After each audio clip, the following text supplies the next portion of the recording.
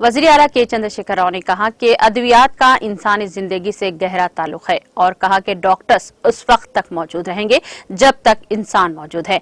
उन्होंने कहा कि तश्कील तेलंगाना के बाद महकमा सेहत को बहुत ज्यादा अहमियत दी गई है।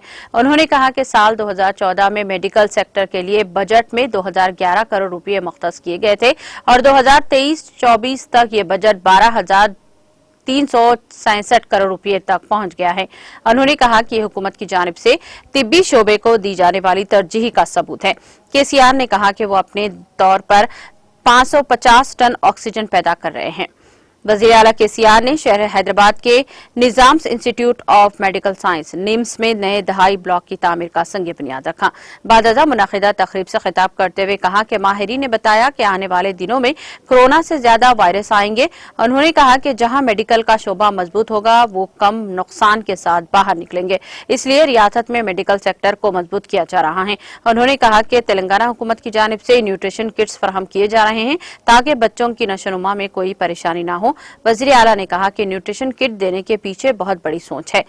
इन किट से एक नस्ल सेहतमंद होने का इंकिशाफ हुआ है। तिब्बी शोबे पर फितरी तौर पर तनकीद ज्यादा और तारीफ कम है। उन्होंने कहा कि सरकारी हॉस्पिटल में मरीज की गुंजाइश से ज्यादा आने के बावजूद डॉक्टर्स इलाज कर रहे हैं। उन्होंने कहा कि दूर दराज इलाकों से काम करने वाले डॉक्टर्स को खुसूसी सहूलियात फराहम की जा रही हैं।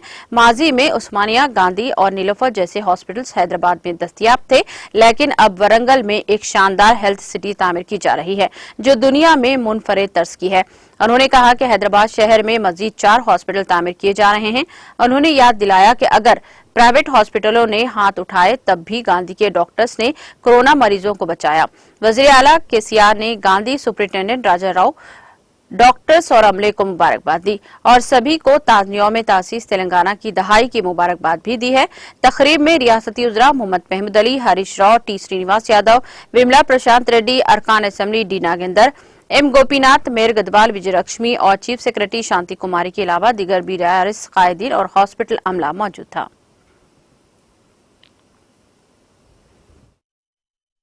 మందిరంలో ఆశీనులై ఉన్నటువంటి మీ అందరికి కూడా తెలంగాణ దశాబ్ది ఉత్సవ శుభాకాంక్షలు తెలియజేస్తా ఉన్నాను. వైద్య రంగం ప్రభుత్వం తీసుకున్న చర్యలు తత్ఫలితంగా జరిగిన అభివృద్ధి గురించి మంత్రి గారు చాలా వివరంగా అన్ని చెప్పారు. బేసిక్ పాయింట్ ఈజ్ నేను చెప్తున్నది కాదు, ఎప్పుడో కవులు రాసినారు, శతకకారులు రాసినారు. అప్పిచ్చువాడు వైద్యుడు ఎప్పుడు ఎడతెగకపారు ఏరును ద్విజుడును చొప్పడిన యూర నుండుము చొప్పడకున్నట్టు యూరు చొరకము సుమతి అని చెప్పాడు. అప్పిచ్చేవాడు ఉండాలి, వైద్యుడు ఉండాలి. గురువుగారిని శిష్యుడు అడిగితే నివాసయోగ్యమైన ప్రాంతం ఏది అంటే ఇవన్నీ ఉన్న చోటనే ఉండాలి కానీ ఇవన్నీ లేని చోట ఉండకూడదని దానిలో వైద్యుని గురించి ప్రముఖంగా వారు ప్రస్తావించి చెప్పారు. వైద్యానికి మానవ జీవితానికి ఎడతెగని సంబంధం ఉంటుంది. ఈ ప్రపంచంలో మానవ జాతి ఉన్నంతకాలం వైద్యం కూడా తప్పకుండా కంటిన్యూ అవుతూనే ఉంటుంది. వైద్య రంగం ఉండవలసినటువంటి అవసరాలు ఉంటాయి. సరే, మనం మంచి మంచి కార్యక్రమాలు చేసుకున్నాం, డెఫినెట్గా చాలా పురోగమించాం. మంత్రి గారు చాలా చక్కగా అన్ని వివరాలు చెప్పారు, అందులో డౌట్ లేదు. ఒకటే మాటలో చెప్పాలంటే, హరీష్ ప్రసంగం అంతా ఒక సెంటెన్స్లో చెప్పాలంటే 2014లో మన తెలంగాణ కోసం వైద్య రంగం కోసం బడ్జెట్లో నిధుల కేటాయింపు 2100 కోట్లు. ఈరోజు 2014 మనం 2023లో చూసుకుంటే 2014 ఏమో 2100 కోట్లు, 2023-24లో చూసుకుంటే 12,367 కోట్లు. ఇక అన్నం ఉడికిందా అని కుండంతా బిసికి చూసే అవసరం ఉండదు. దీన్ని బట్టే మొత్తం మనకు అర్థమవుతుంది. నేను మీ అందరినీ ప్రార్థించేది ఒకటే, ఇది చాలా చాలా అట్మోస్ట్ ఇంపార్టెంట్ డిపార్ట్మెంట్. ఎప్పుడు ఏ సందర్భంలో అయినా సరే చాలా లైవ్ ఉండాల్సిన డిపార్ట్మెంట్.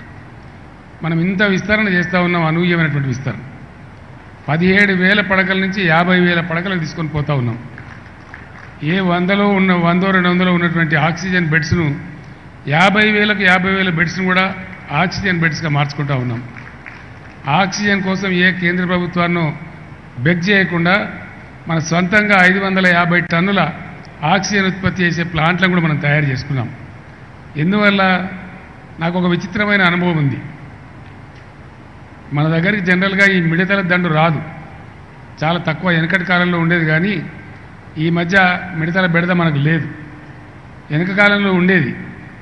మహాకవి శ్రీనాథుడు నిర్బంధించబడి జైల్లో ఉన్నప్పుడు అప్పుడు పద్యం పాపం చచ్చిపోయే ముందు పాడతాడు. ఆ పొలం వసూలు చేసుకుంటే, పొలం కౌలు చేసుకుంటే దానిలో కృష్ణవేణమ్మ కొంత తీసుకొని పోయింది, ఈ బిలబిలాక్షులు అంటే మిడతలు కూడా కొంత తినిపోయినాయి, తద్వారా నేను నష్టపోయినానని బాధపడతాడు. కానీ ఇటీవలి కాలంలో మన దగ్గర బెడద లేదు. సెంట్రల్ ఏషియా నుంచి ఆఫ్ఘనిస్తాన్, పాకిస్తాన్ మీదుగా గుజరాత్, రాజస్థాన్ రాష్ట్రానికి మిడతల దండు వస్తూ ఉంటుంది. ఇది చాలా ఇంట్రెస్టింగ్ సబ్జెక్ట్ నేను చెప్పేది. వస్తూ ఉంటే అది ఎందుకు రాజస్థాన్ కూడా దాటేసి హర్యానాలోకి వచ్చి, అక్కడ నుంచి మధ్యప్రదేశ్లోకి వచ్చి మన మహారాష్ట్ర బార్డర్ దాకా, మన ఆదిలాబాద్ బార్డర్ దాకా వచ్చేటువంటి ప్రయత్నంలో పురోగమిస్తూ ముందుకు వస్తూ ఉంది.